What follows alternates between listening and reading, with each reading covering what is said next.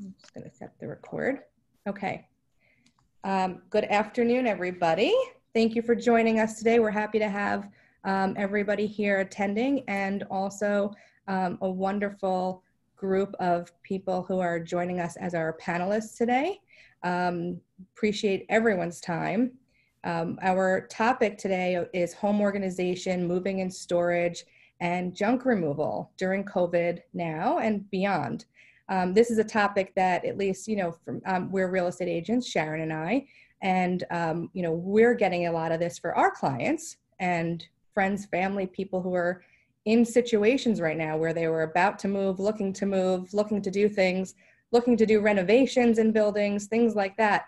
But also now we're stuck in our homes. And I think there's two pathways here. You're either a little bit more free with time, and you can now start to organize things in your home, and you're tackling one area after another and getting some of those projects underway. Or your home has become the place you do everything. Probably not or, probably that's like for everybody. Now you have to set up multiple, home offices.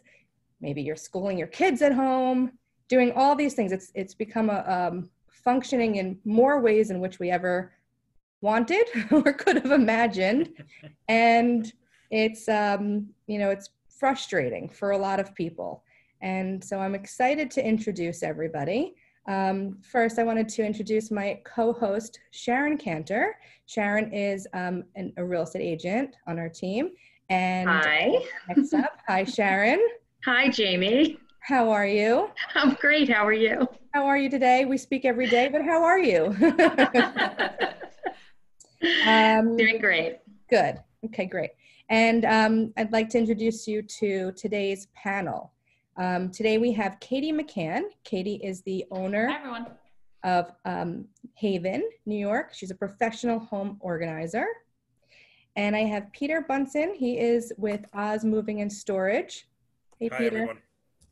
And Lon Epstein with Junkluggers. Hello. Hello. Okay, and I'm your host, Jamie Blau. I'm with Next Stop New York Real Estate. I've been with Next Stop as a real estate agent for over 6 years, and I'm happy to be here and happy to have all of you participate. Just as an announcement, this is, you might just see us, so that's okay. You can keep sitting, being in your sweats at home.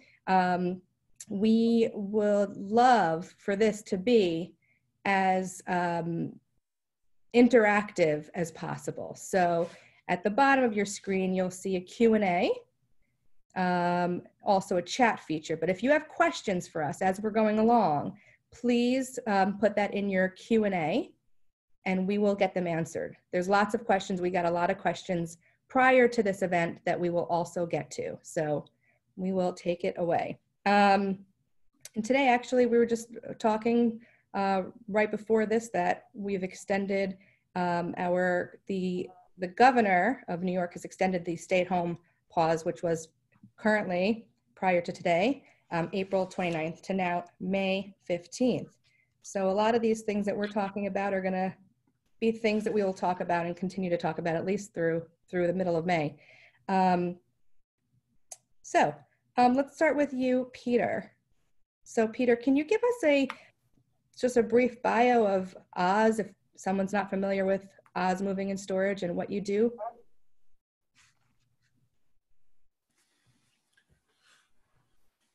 You there, Peter? Sure. My internet or it's kind of freezing out a little bit, but let me, yeah, I'm here. Can you hear me? I can hear you, yep. Mm-hmm. All right, cool. Hi, my name's Peter Buntzen, and I've been with Oz for just about a year now. I've worked with Next Stop and every other panelist here for probably close to a year or so. Lon and I just got introduced recently, but we're sure to be working together because we have a lot of questions from movers, and people are moving. How do I get rid of stuff? And the movers usually handle it, but now that I know someone in this industry, I'm probably just going to pass it off to Lon because it's much easier for him to do it. I've been in the industry for over 18 years. I started with another major provider in the city and came over to Oz about a year ago. Oz has been in existence for over 25 years. We're a privately owned moving company in the city. We have the ability to put out 50 trucks during a normal day of work.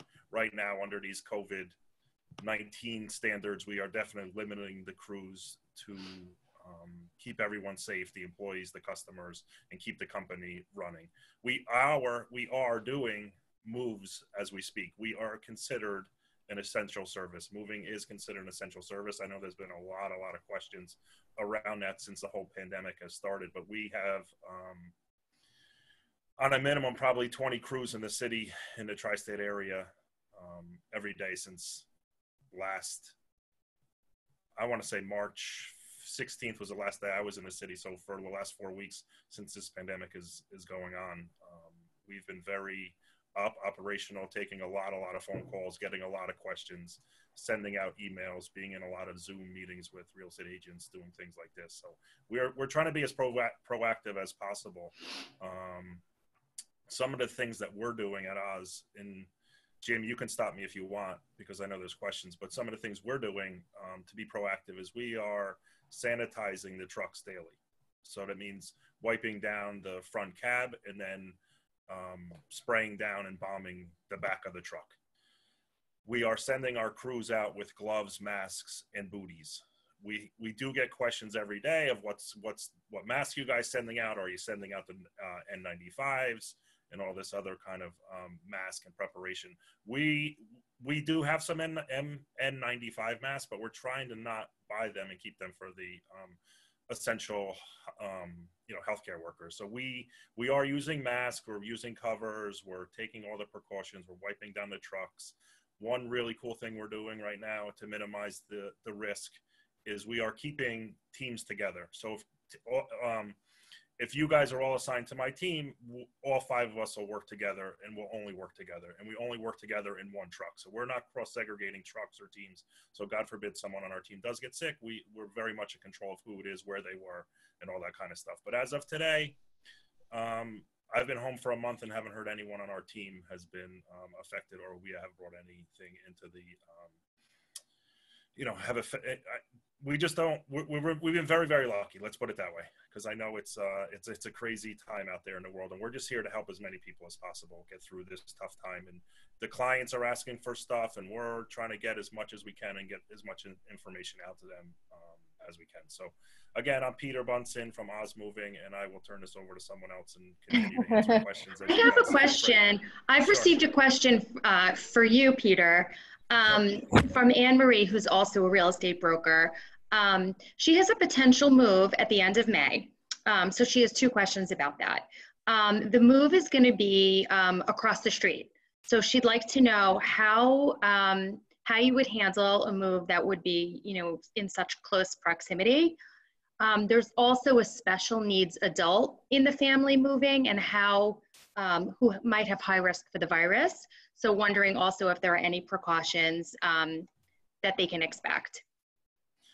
When it goes to moving across the street, and everybody thinks that those are simple, easy moves, we're just going to roll the dolly across the street. It's not always the case, because sometimes the freight elevators are on opposite sides of the building. So you have to load the truck, drive it around the street to the other loading dock, because not everybody walks through the same building, the same front doors as the tenants. So we have, yes, moving across the street, everybody thinks it's so simple, but sometimes it comes down to, it doesn't matter if you're moving across the street or from Midtown down to downtown. The truck gets loaded, we drive it around to the freight entrance, and we do it. We actually just handled a move with a client who had brain surgery about 4 weeks ago. So we are and I got on the phone with the client and the husband, and we walked through the whole process, and I let everyone on our team know what to expect, how to expect it. We clean the trucks, we prep the guys, we send extra masks, extra gloves, sanitation wipes, Perel, so on and so forth. Made sure our guys washed their hands regularly as they did the packing and the process. But the more information we can get, the more information we can bring with us in the correct supplies, and make sure that everybody is safe and happy. The most important thing here is to make sure everybody at the end of this move is happy, and more importantly, is safe. So what are all those safety precautions? Booties and your you're cleaning up all the So we're bringing booties. We're wearing masks on every. So we're bringing masks, we're bringing booties, we're doing sanitation of the trucks nightly. We're working with building managements to ensure that our guys are haven't had exposure. Some buildings are even asking us to have our movers sign waivers that they haven't been exposed and haven't had a fever in 72 hours. So we are adapting to the times here. We are also, one thing that's very unique to the moving industry, and we've never done this in the past, and is we're doing what we're calling absentee moving. So if a lot of clients in the city have escaped, the ones that are lucky enough to escape and go to the Hamptons or have a house down the shore, or they just went back to their parents, they don't have to be in the apartments. They can sign the paperwork, have someone open the apartment for them, and then we will do the move for them. So it's not like it was years ago, and that's even weeks ago. It's happening. Yeah, that's very common. People, no one knew how long you were going to be gone for, and now your lease is up and you really can't get back safely. So you're able to take someone like that and move them into storage. Is that what's happening? We put them into our own storage facility. We own and operate roughly 250,000 square feet of storage in Yonkers and also Hillside, New Jersey. But we also have people that are moving from apartment to apartment. I had a customer today call me. We're moving within the building, but I don't plan on coming back. And my other apartment is under construction. I just want you to move this stuff out of my one apartment up to my construction site because I don't want to lose the deal on the apartment and have everything fall through because I got a good price. And right now, as we all know, the prices are probably going to start dropping in the city because of everything going on. So, people are trying to get really savvy and try to figure out this whole thing together. So normally, Peter, you would go into someone's home to do to price, right? Their job. And now, how are you doing that? We're doing all our estimates via virtual tours, WhatsApp app, FaceTime, Zoom, and we'll go through the apartment or home with them and walk through the apartment with them and give them the pricing.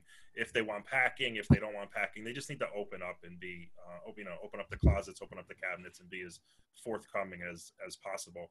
Or we're doing a lot of estimates over the phone now as well. So it's just a matter of if the client is home, if the client has time and set up to do the whole process. But we're definitely not going into the apartments anymore.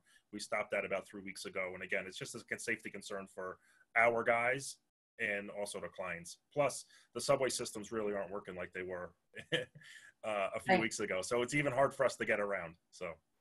Right. And so, speaking of which, with regard to moving, what about buildings? Because when New York was put on pause, movers, the confusing part was that movers were deemed essential business, but real estate and a lot of other areas of it had really been shut down, so to speak. So building managements were starting to close off and slow down. They're not allowing a lot of moves to happen. They've put a lot of restrictions on the buildings itself. So how are you getting around that? What's happening? What are you seeing? We're seeing right now that there is a bunch of buildings in the city that are not allowing moves, and there's a lot of buildings that are allowing moves, but you have to have relationships with these buildings. And over the years, we've built very strong relationships with buildings. Some buildings would not allow us to move. We put a few phone calls into them, and they let us move because we were a preferred vendor on their list. We met all of their COVID-19 requirements, which is signing paperwork, bringing masks, bringing gloves, fumigating the trucks. So a lot of the buildings are starting to understand that clients need to move. So they're starting to lessen the restrictions, because I know in the beginning it was so uncertain that everybody just shut down for 2 weeks and that was it. But now we're seeing that this is going on for now. This is our 4th week and we're going to go into another 2 or 3 weeks. So the buildings understand that clients do have to move and have to get out of their apartments. So they are loosening some of the restrictions, but you still need to meet their guidelines. That actually, I saw that today. A conversation with management was prior to today, that the move that a client of mine had would really not be able to happen. And today they're allowing moves, but with certain parameters. So that's an interesting, change. I think they're allowing these things. People are in potentially going to be hard, in a hardship because of not being able to move, carrying two homes at the same time because you can't move out of one or into the other. And I think, as far as companies like Peter's taking all these precautions now, it's giving the buildings and management more of a level of comfort to allow, lessen those restrictions possibly.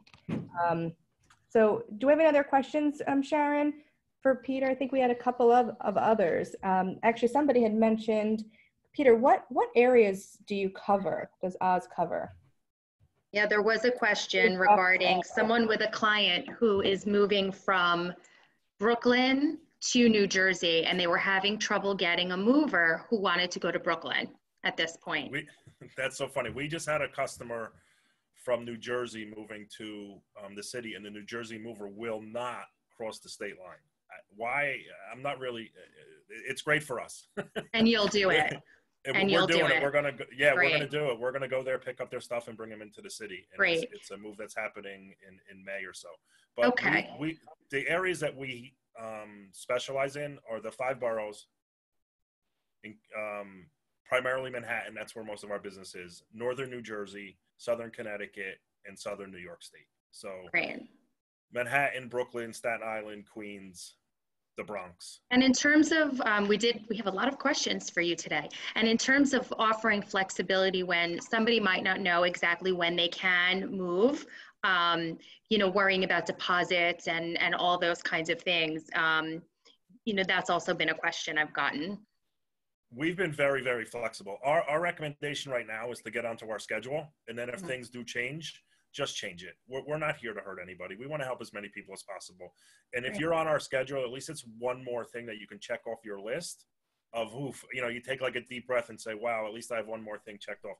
Whether the building will allow it on the day or not, we'll figure that out as we get closer. And we all know that as the longer this goes on, the less stringent the buildings will be with the whole process, hopefully. Right. So, I had somebody call me, I'm moving in mid-May. I said, listen, get on my schedule now, and then we'll figure out in 2 weeks. I know it's still the middle of, April, but things are definitely going to change, and they're going to change in a positive way. That's for sure. Right. Right. And then we had one last question before we'll Sure. hand it off to some of the other panelists, but you're keeping a list of all the buildings that are allowing movers, is the question? So we're Michael, doing the best we can. There's a ton of buildings in the city. Yeah. It's hard to say which one is and which one isn't, and everyone changes daily. Right. And one that we're in today, we may not be able to get back into tomorrow just because Right, with changing rules.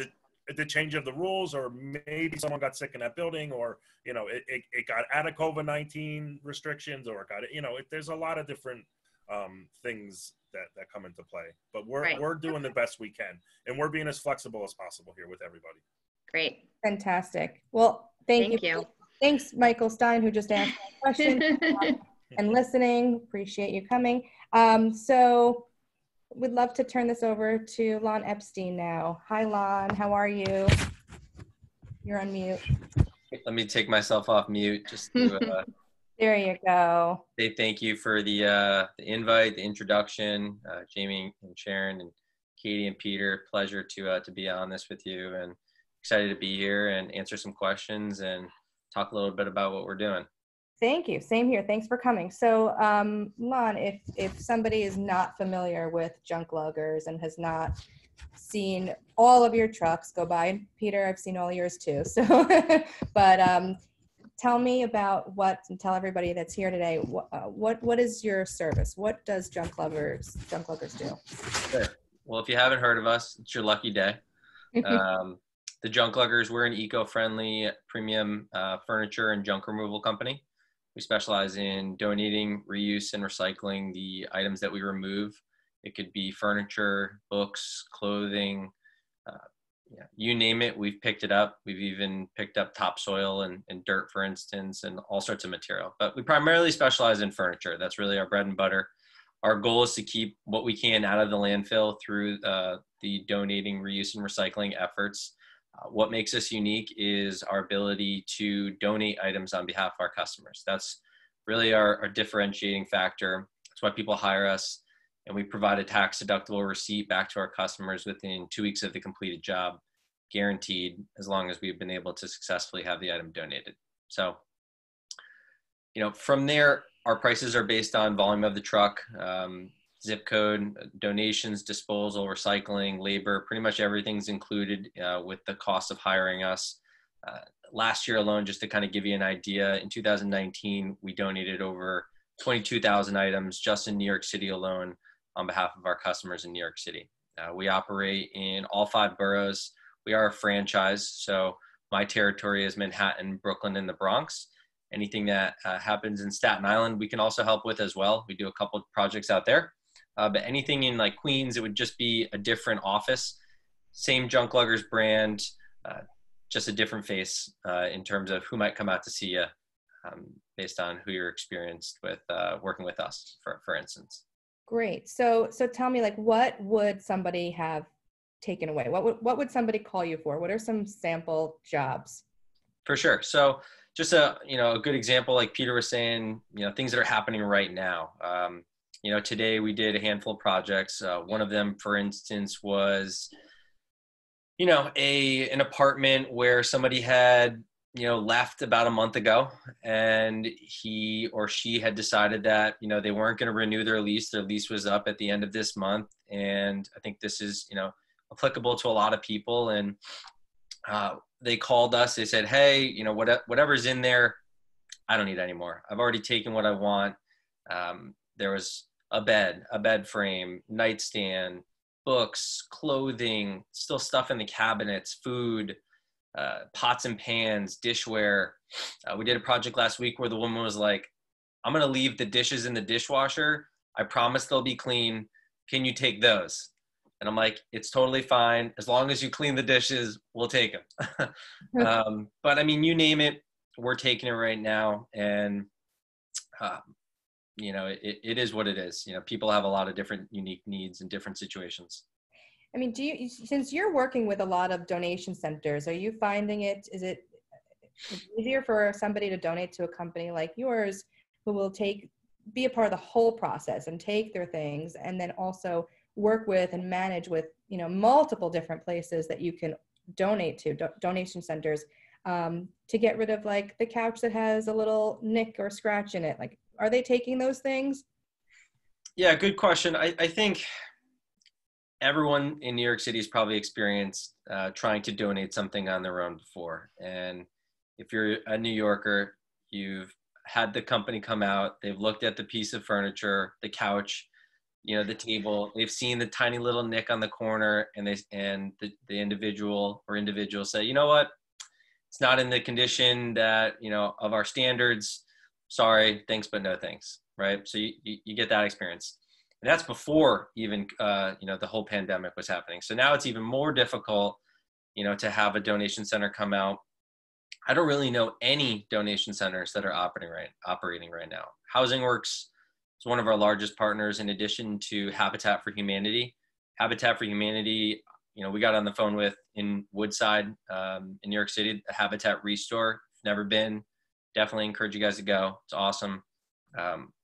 They told us they're closed up until almost June.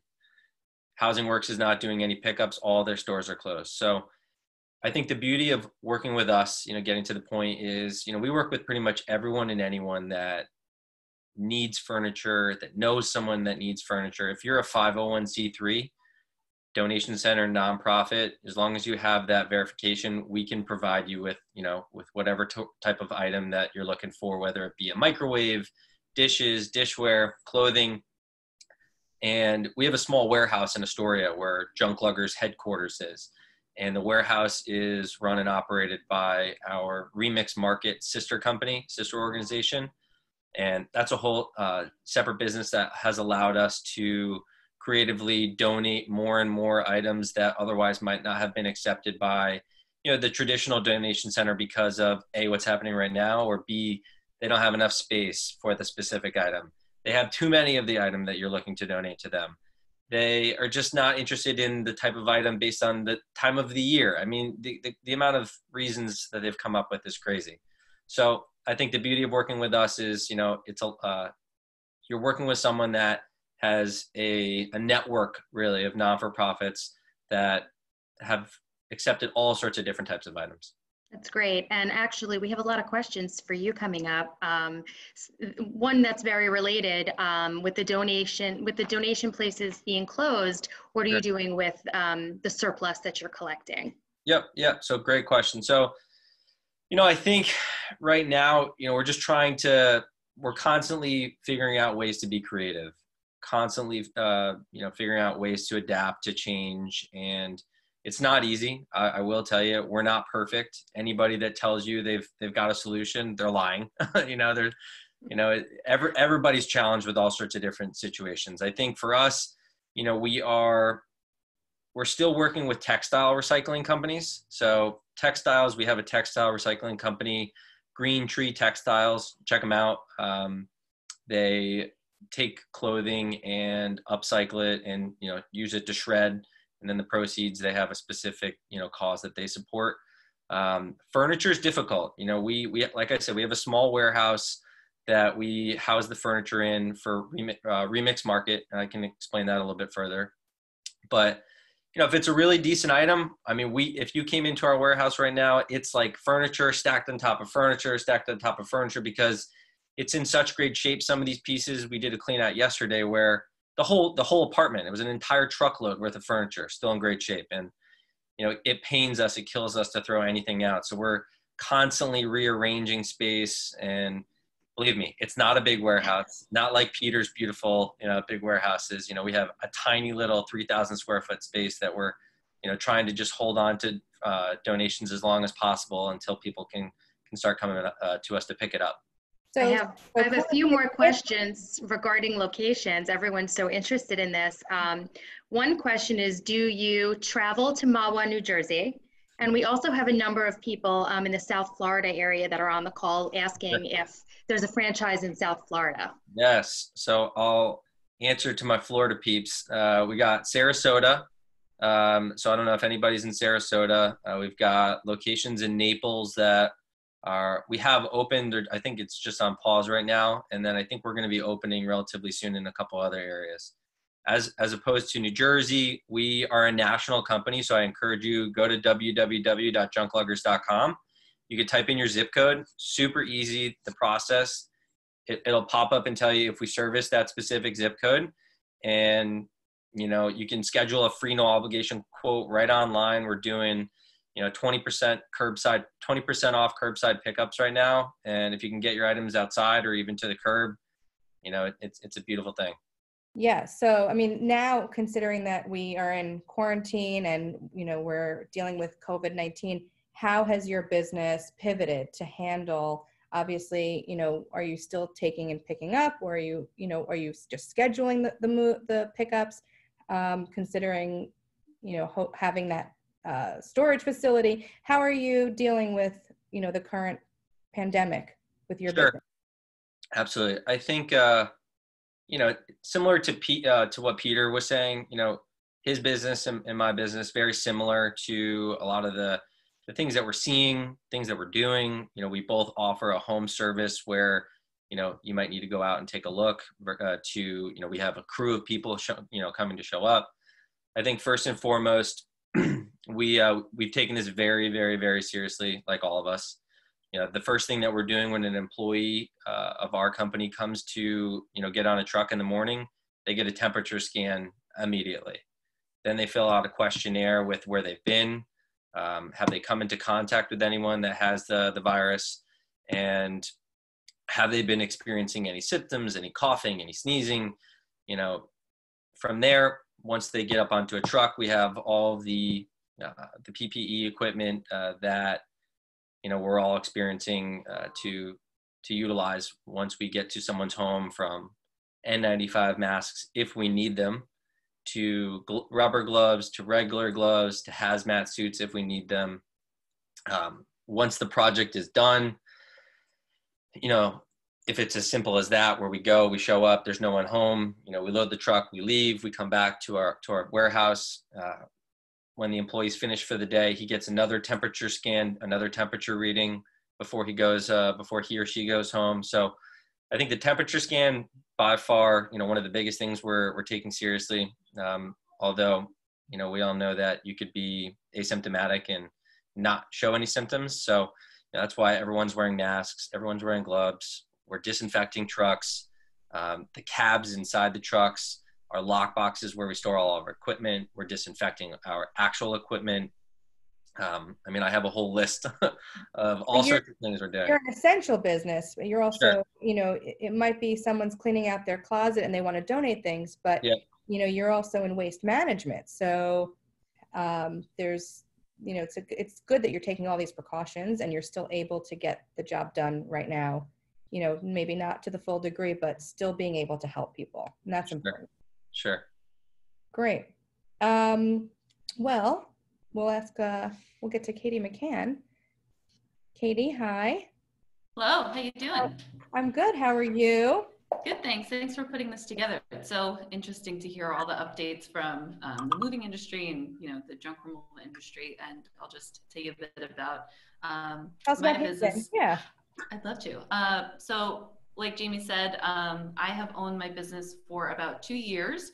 I offer home and office organizing as well as move management. So I work in conjunction with companies like Peter's to assist my clients in moving from A to Z to make sure that it's a very seamless process. And then I also do custom closet and garage design.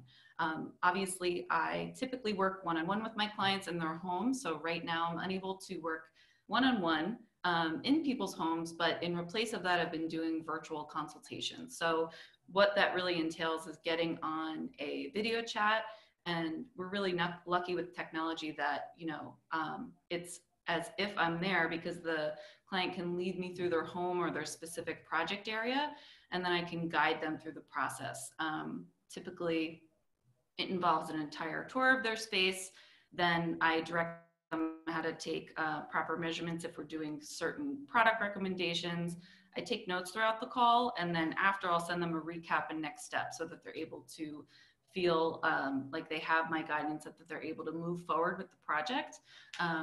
Like Jamie was saying at the beginning of the call, I think we're all in a very unique situation where suddenly we are confronted truly with all the stuff that that we own because we're surrounded by it. And I think more than ever, people will understand and want to really create a space that is calm, that they feel like they can work and live and relax in.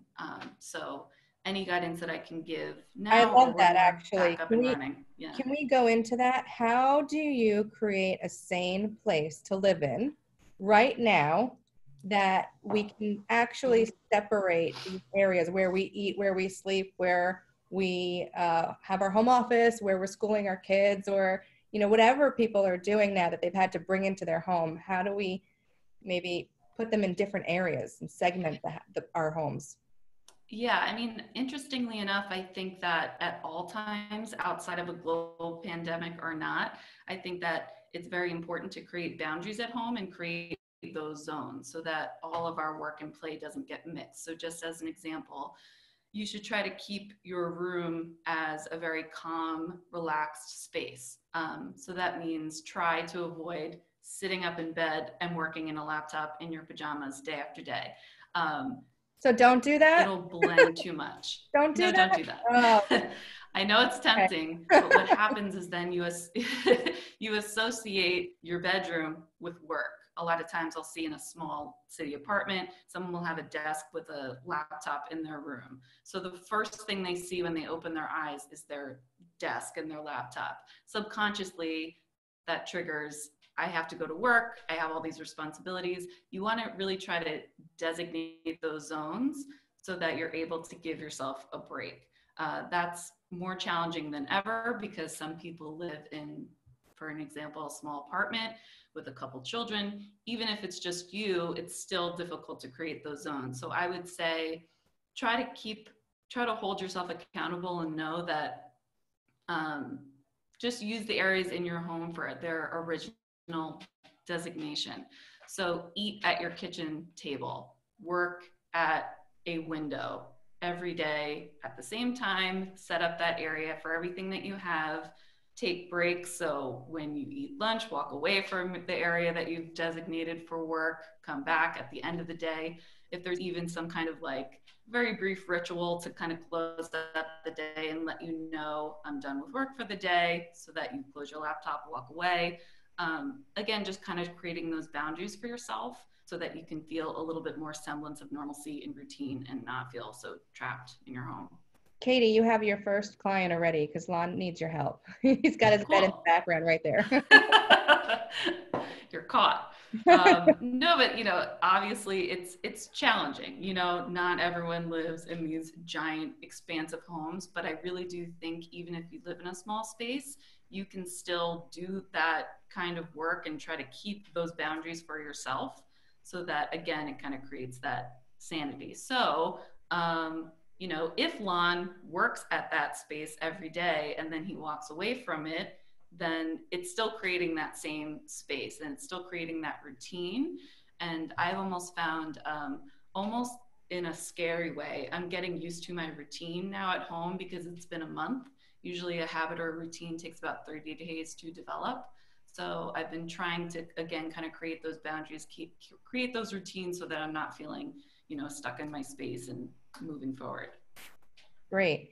Yeah, I mean, I think we're all dealing with something to that effect because of course we're not able to go to our office or to the gym. I mean, our home, this is where we eat, where we sleep, where we watch, you know, binge watch whatever show is the biggest craze for the moment, where we're doing our home workouts, I mean, everything. So it's hard in something like this to make those separations, but those are great tips.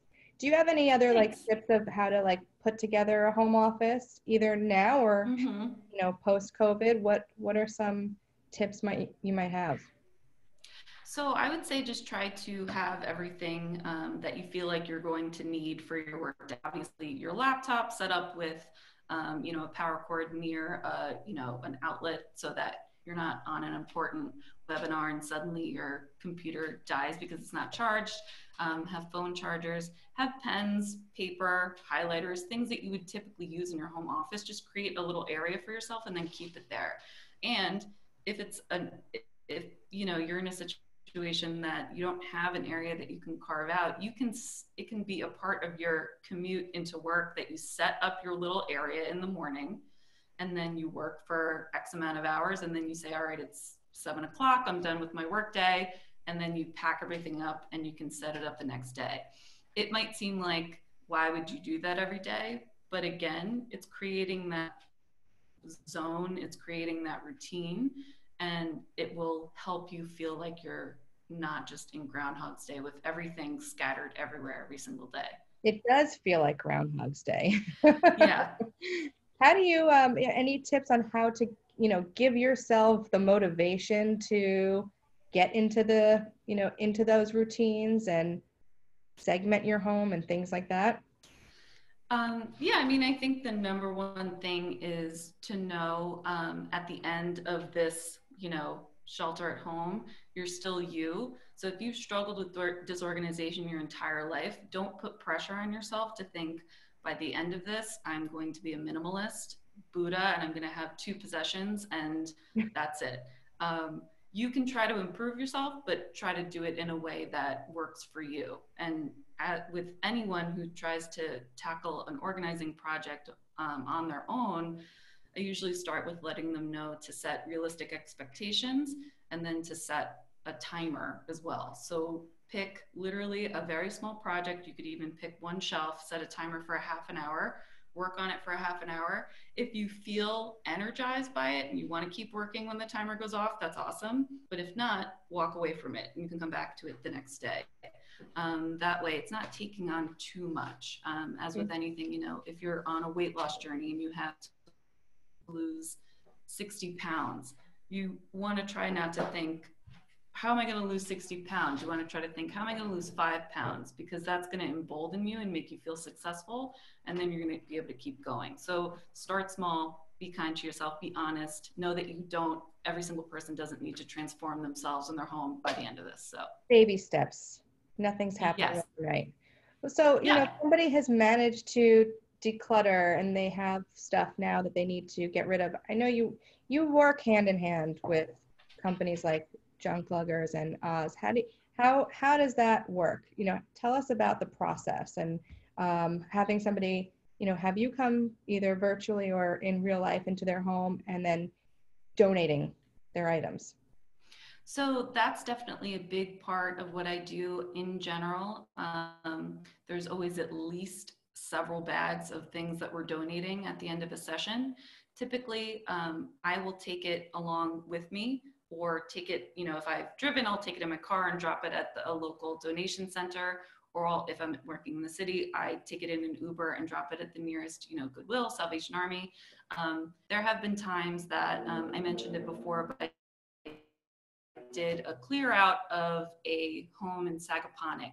It had been the family since the 50s, and there were things in that home that I think they bought the day that they moved in. So needless to say, it was a ton of stuff to donate and then toss. I can send a picture, but I have a before and after. And after we had exhausted all of our services of getting all of the donations to the appropriate family members, we were able to contact Junkluggers, and we had a garage filled with items.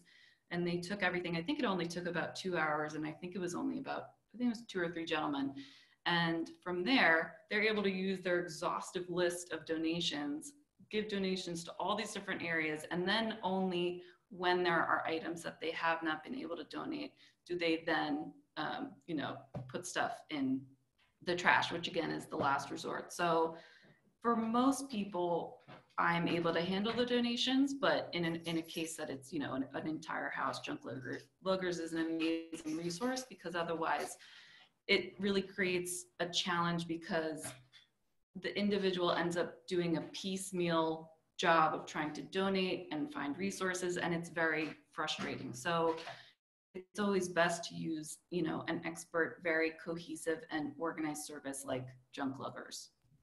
I'm sure that a lot of people right now are feeling that they're needing to declutter or get rid of things by just merely sitting in their home 24/7 and looking at everything all the time. So do you have any tips? I know you're really good with certain products and organizational, like, you know, in your cabinets and stuff. Do you have any, just a couple of things, maybe tips for people to be able to now measure their cabinets that, you know, they're going to put a specific item into to organize better? Do you have any tips in like how they can use this time now to, you know, get those items to organize themselves better? Mm-hmm. Yeah, so I mean, I'm pretty sure one of the main sources that I use for products is the Container Store, because they have, you know, every single organizing product, and they make really good quality products that fit so many different areas of the home. They just understand kind of the overall measurements of like a typical closet or kitchen. So it's a really great resource to have. I believe they're still delivering.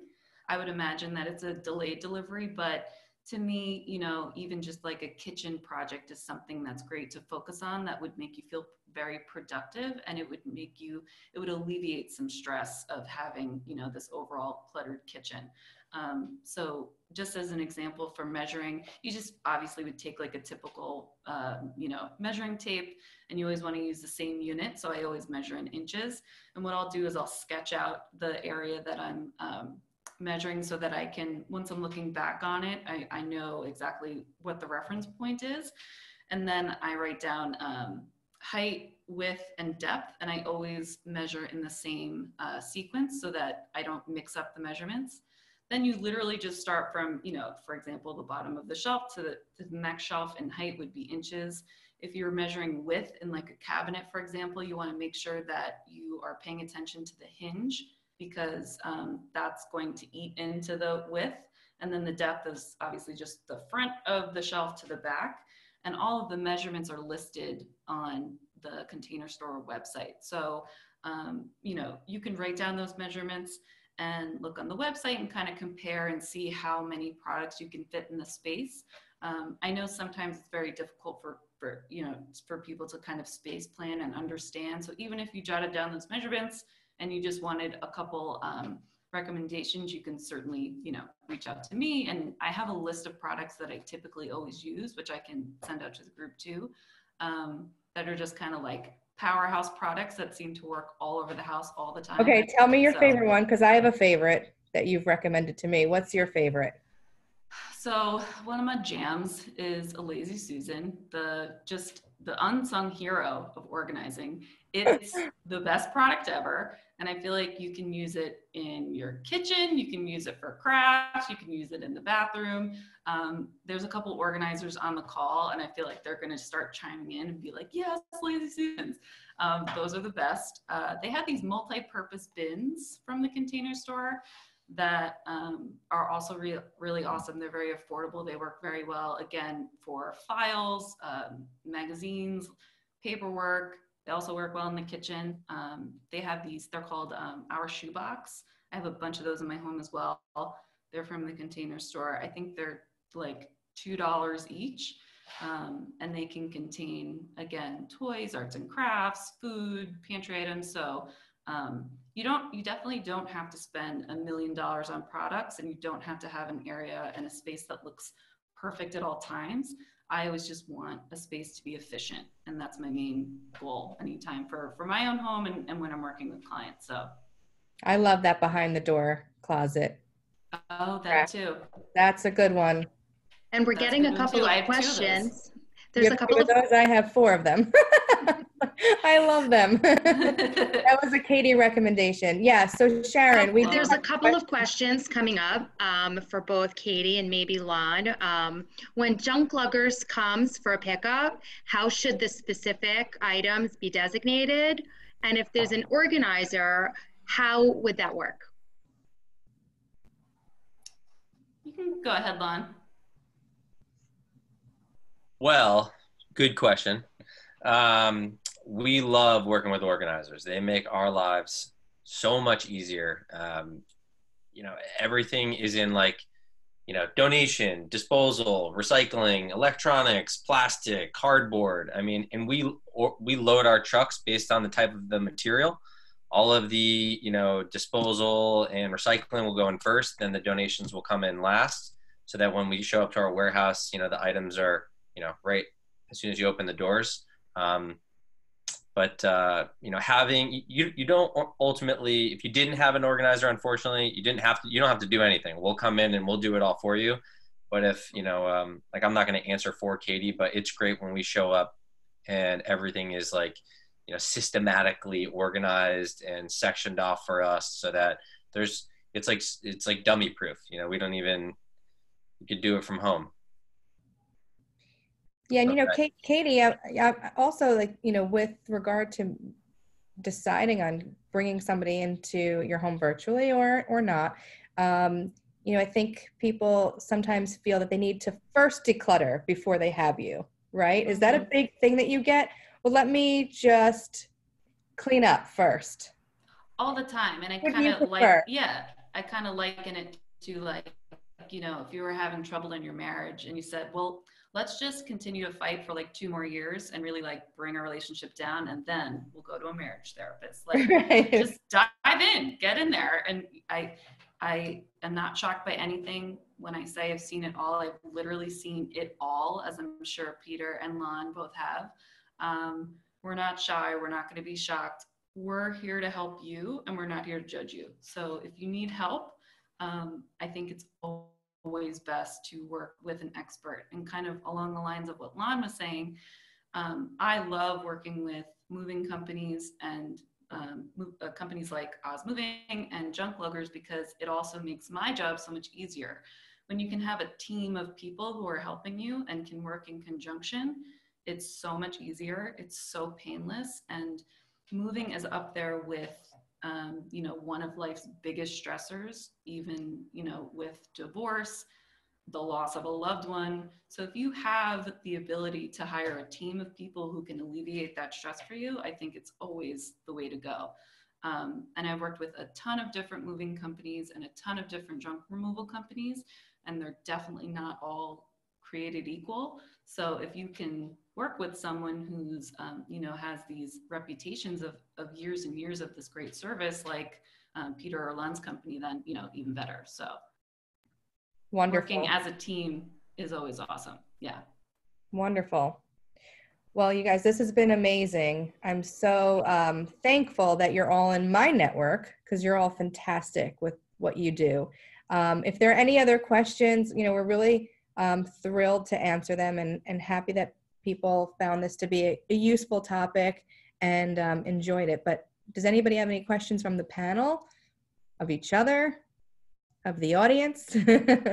I have a question. If obviously if other questions pop up, those would take precedence. But I did want to ask you, Jamie, a little bit about like how your industry has changed. Obviously, we all have related industries, but how are you adapting, and how are you helping your clients, and what are you doing to kind of alleviate the stress of, I was going to purchase a home and now everything has changed? Well, you know, that's a good question. For me, it's segmented, of course. You know, if somebody is depending upon need. Right before this happened, I had several clients that were thrown into limbo because they either just closed and can't move in, or they are looking to close. So some closings have been put on hold. And I think what's really, you know, I think the silver lining, the positive about what's happening is that it's happening to everybody. And, you know, we're all in this together. It's a fight that we're all in. So, you know, it's understandable. It's understandable. People people understand that there's either something or nothing that can be done. But right now things are, you know, it's moving. Real estate is moving, but slower, at a slower pace. And it's based on need, on how essential it is. Real estate, you know, aspects of it is an essential service. So, you know, we're still getting things done as best as possible and pushing things forward. It just takes a lot more work and effort than going to a closing table. To get a deal closed just has more pieces to the puzzle, but we can get it done. So that's what we're seeing. You know, people are leasing things sight unseen. If they need to move, and actually, you know, there are people that need to move because the person that they're living with, you know, they don't want to currently be living with to get them sick or be around, you know, a family member who's high risk, and you know, that's really sad. But it's interesting that people are looking to get out quickly. So yeah, it's moving, it's slowly, but it's happening. So I think we're all excited to get back out there when we can, once we've, you know, really put this to rest. So, well, anybody? Yeah. We have one more question that came in, and that would be, in terms of how did we establish the relationship between real estate and the organizer, and what is the benefit to each party? Yeah, so let me touch on that a little bit. And, you know, Katie, I'd love for you to jump in as well. You know, as a real estate agent, there are so many different people that are needed to help along the process of any real estate transaction. And sometimes that has to do with, you know, home organizing, whether it's somebody that needs to, you know, declutter to move, which I think is the normal recommendation. What a lot of people like to do is not pay a mover to move stuff that they're going to go and throw out when they get there. So, you know, and it's a challenge for a lot of people to take the time to do that, and also to mentally get through it if it's not something that they're comfortable with. So we work with lots of other professionals, and that's part of what I do as a service. There's no benefit to me other than knowing that my clients are in really good hands with someone like Katie, someone like Pete, someone like Lon, to get the job done and efficiently. So that's my answer. Katie?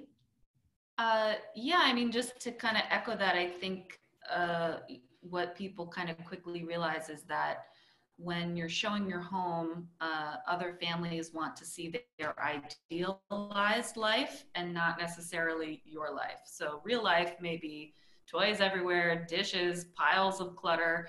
Even if you live in an exquisite, amazing, multi-million apartment with beautiful views, if people come in a showing and it's filled with stuff, it's very difficult for them to envision their ideal life. So I think a lot of times a real estate broker will bring in an organizer to help people declutter. And then usually a next step from there could even be staging, which both of those services have proven to sell homes for higher amounts and quicker. I know anytime, I've looked at an apartment that I'm looking to move into, I have definitely encountered spaces that, it's very hard to get past clutter when you're thinking about purchasing a home. So I think it's just a great service if the client is able to kind of utilize that, if they have the time to be able to, put in the time to declutter and then stage a home. It's definitely beneficial. Those are great points too. Yes. So we do work hand in hand. We're all of us are in someone's home to one degree or another. Well, thank you guys. I think we have another question. Katie, do you ever go into someone's home to help them pack beforehand, before helping them move into a new home? Yes. So it's mostly, I literally signed on a client today that she's moving at the end of May, and she would like to declutter her home prior to moving. So she's, again, not spending kind of the time and energy of moving stuff that she doesn't ultimately want in her new life and in her new home. I do also help to mindfully pack in an organized way. Generally, I would leave, full scale packing of something, obviously art or something that's really delicate to a moving company like Oz Moving, because I'm not trained in how to handle glass and art. But if it's just, people, their day-to-day clothing, what I'll do is help people pack and label in a very specific way so that it makes unpacking much easier. And the thing is, higher end companies like Peter's will usually pay that much attention to detail. A lot of movers that I've worked with at these high-end companies are almost like organizers, that they're so organized and detail-oriented. So again, kind of just working in conjunction with a team of people, if you have the ability, is going to make the move much more seamless than if you were going to try to tackle it on your own. And they also wanted to know how you actually get those types of client referrals. Sorry, meaning. So, are you working with? Do you work with real estate agents? Do you know a lot of agents? Yeah, I mean, for me, your business altogether. Yeah. So I try to build strong relationships with referral partners that I can assist, and that can ultimately assist me. So it can be this great back and forth relationship. So essentially, anyone who works in someone's home, like a moving company, junk removal, real estate brokers, even like we were discussing the other day, Jamie, cleaning crews, nannies, anyone who their job is to assist people in their homes, end up being a great relationship that we can, exchange back and forth resources. And that's been a successful way that I've gotten these types of referrals. And Donna wanted to know if you were a member of NAPO. I am, yes. And so is Lon. He's a business partner. There you go. All right, great. Well, thank you all. I don't know if we have any other questions. Wait, one more. We might have. Nope. That one's done. So we really appreciate everyone being here and participating. I think this was great. And I appreciate all of you and our attendees, and hope you all have a wonderful day. Thank you. Thank you. Thanks everyone for joining us. Thanks, Jamie. Thanks everyone. Thank you. Great job. This was a great one. That was fun. I know we're having a lot of people log out now. I'm just trying to, there we go, stop that recording.